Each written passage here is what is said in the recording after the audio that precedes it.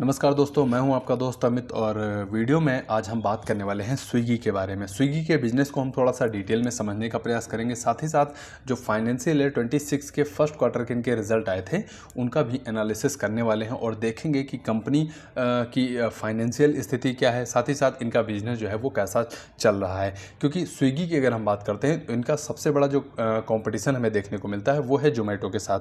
अगर जोमेटो के केस में आप जाएंगे तो सबसे बड़ा इनका कॉम्पिटिटर आपको स्विगी देखने को मिलेगा। तो दोनों कंपनियों के बीच में अगर आप देखेंगे अच्छी खासी फाइट हमें देखने को मिलती है, क्योंकि दोनों ही कंपनियों का आप बिजनेस देखेंगे तो सेम बिजनेस मॉडल हमें देखने को मिलता है। मार्केट कैप के हिसाब से अगर आप देखते हैं तो मार्केट कैप के हिसाब से जोमेटो आपको ज़्यादा बड़ी कंपनी देखने को मिलेगी, लगभग 3 लाख करोड़ के आसपास उसका मार्केट कैप है। और अगर हम स्विगी की बात करते हैं तो 1 लाख करोड़ के ऊपर का जो है मार्केट कैप इनका हमें देखने को मिलता है। तो ये जो रेस चल रही है अभी प्रेजेंट टाइम पे अगर आप बात करेंगे तो यहाँ पर इटरनल काफ़ी ज़्यादा आगे हमें देखने को मिलता है, लेकिन क्या स्विगी आगे फ्यूचर में उसको पीछे कर पाएगी या उसकी कुछ बराबरी कर पाएगी, इन सभी के बारे में हम डिटेल में वीडियो में बात करने वाले हैं। कोई भी बाई या सेल का रिकमेंडेशन वीडियो में नहीं होगा, सिर्फ और सिर्फ एक ही मकसद है, आपको नॉलेज जो है वो प्रोवाइड कराना। तो वीडियो की शुरुआत करते हैं सबसे पहले इनकी GOV यानी ग्रॉस ऑर्डर वैल्यू के साथ।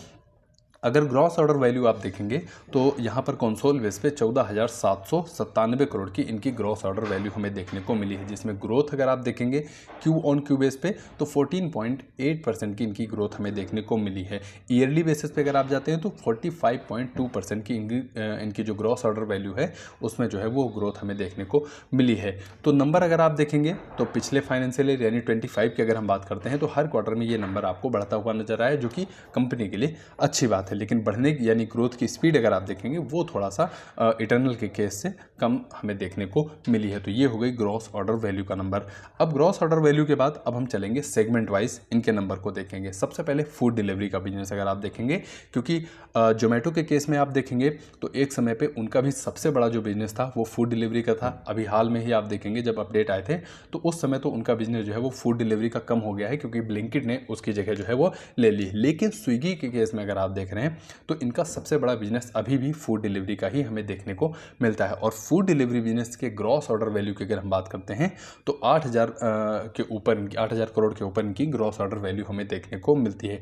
पिछली तिमाही से कंपेयर करेंगे तो नंबर आपको बेहतर देखने को मिलेगा। साल दर साल कंपेयर कर रहे हैं नंबर तो आपको और ज़्यादा जो है वो ग्रोथ देखने को मिलेगी। रेवेन्यू की अगर हम बात करते हैं तो लगभग 2,000 करोड़ के आसपास इन्होंने फूड डिलीवरी बिजनेस से रेवेन्यू किया है। पिछली तिमाही में अगर आप देखेंगे रेवेन्यू का नंबर तो 1,867 करोड़ के आसपास इनका रेवेन्यू हमें देखने को मिला था।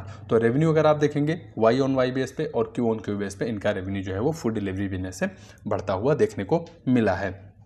फूड डिलीवरी के बाद अब आगे चलेंगे और हम समझने का प्रयास करते हैं क्विक कॉमर्स, जो इनका स्विगी इंस्टामार्ट का बिजनेस है। अगर उसकी हम बात करते हैं, जो कि सबसे ज़्यादा अगर आप देखेंगे जो इनका ग्रॉस ऑर्डर वैल्यू है वो यहीं से देखने को मिला है। लगभग 5655 करोड़ का ग्रॉस ऑर्डर वैल्यू जो रहा है इस क्वार्टर में वो हमें क्विक कॉमर्स बिजनेस में देखने को मिला है। पिछली तिमाही से ग्रोथ जो है वो बेहतर रही है और एक साल पहले से अगर नंबर आप कंपेयर करेंगे तो लगभग जो है वो डबल से ऊपर जाता हुआ नजर आया। तो यहाँ पर भी अगर आप ग्रॉस ऑर्डर वैल्यू देख रहे हैं तो बढ़ती हुई नजर आई है। रेवेन्यू की अगर हम बात करते हैं तो एक साल पहले अगर आप देखेंगे तो 403 करोड़ के आसपास रेवेन्यू हमें क्विक कॉमर्स का देखने को मिला था। लेकिन अगर इस बार अगर आप देखेंगे तो नंबर जो है वो डबल हो चुका है। एक साल का अंतर रहा है और दोनों ये नंबर आपको डबल होते हुए नजर आए हैं। यानी कि जो इनका क्विक कॉमर्स का बिजनेस है वो काफी तेजी से ग्रोथ करता हुआ नजर आ रहा है। 859 करोड़ का रेवेन्यू इन्होंने यहां से किया है, जो कि पिछली तिमाही से भी आप देखेंगे नंबर बेहतर हमें देखने को मिला है। इसके अलावा अगर आप इसमें क्विक कॉमर्स के बिजनेस में एक चीज और आप देखेंगे तो इनके पास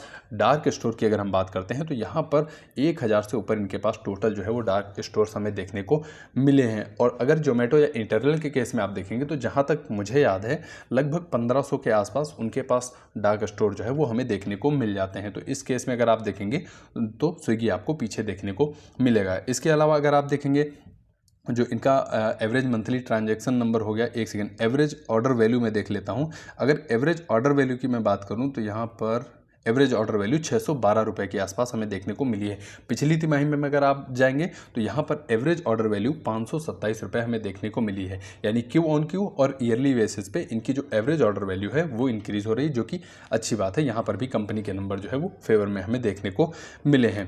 आगे चलते हैं। इनका जो आउट ऑफ होम कंजप्शन का बिजनेस है, या फिर सिंपल में समझिए जो जोमेटो के पास डाइनिंग आउट का बिजनेस है, सेम वही बिजनेस अगर आप देखेंगे तो यहाँ पर ग्रॉस ऑर्डर वैल्यू 1,000 करोड़ के ऊपर हमें देखने को मिलेगी। मिलेगी और सबसे कम रेवेन्यू जो आता है कंपनी का वो यहीं से देखने को मिलता है। 83 करोड़ के आसपास यहाँ पर बिजनेस हमें देखने को मिला है। तो revenue Q on Q base पे यहाँ पर भी आप देखेंगे इंक्रीज हो रहा है और ईयरली बेस पे यहाँ पर भी आप रेवेन्यू आपको डबल होता हुआ नजर आएगा। इसके अलावा अगर लॉस की हम बात करते हैं तो कंपनी अभी प्रॉफिट में नहीं है। कंपनी के अगर हम फूड डिलीवरी का एबिटा पॉजिटिव नंबर हमें देखने को मिलता है, लेकिन अगर आप और बिजनेस देखेंगे तो यहाँ पर हमें निगेटिव में ही देखने को मिलते हैं। अब चलते हैं टोटल रेवेन्यू कंसोल बेस पे। मैंने आपको पहले भी बताया, तो टोटल कंसोल बेस पे अगर आप कंपनी का रेवेन्यू देखेंगे तो ऑपरेशनल जो इनका रेवेन्यू रहा है वो 4,961 करोड़ रहा है, लेकिन अगर हम अदर इनकम ऐड कर देते हैं तो 5,308 करोड़ का इन्होंने रेवेन्यू यानी कमाई जो है वो इन 3 महीनों के दौरान की है फाइनेंशियल ईयर 26 के। पिछली तिमाही में आप जाते हैं तो ये रेवेन्यू का नंबर आपको 4,718 करोड़ के आसपास देखने को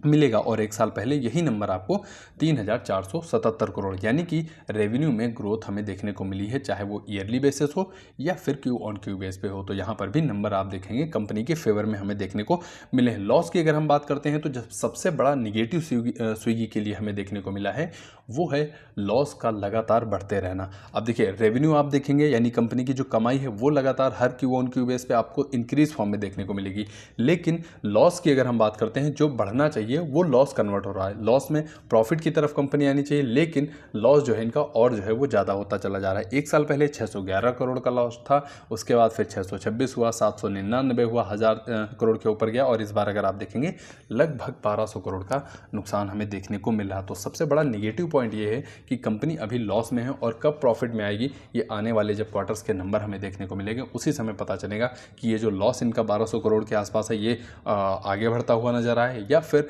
यहीं से जो है वो थोड़ा थोड़ा कम हो गए प्रॉफिट की तरफ ये नंबर हमें टर्न होता हुआ नजर आया। तो एक छोटा सा वीडियो था स्विगी के बारे में, उम्मीद करता हूँ आपको जानकारी जरूर मिली होगी 0.1 या 0.2%। अगर आपको ऐसा लगता है कि वीडियो वैल्यूएबल था तो वीडियो को लाइक करिए, चैनल को सब्सक्राइब करना बिल्कुल मत भूलिएगा। कमेंट बॉक्स में आप अपना सुझाव बताइए। अगर आप किसी कंपनी का और एनालिसिस चाहते हैं तो डिस्क्रिप्शन बॉक्स में जाइए, वहाँ पर बहुत सारी कंपनीज़ का मैंने जो एनालिसिस है वो कर रखा है, उनका लिंक वहाँ पर आपको मिल जाएगा, आप वहाँ से देख सकते हैं। बाकी आपके कीमती समय के लिए आपका बहुत बहुत धन्यवाद।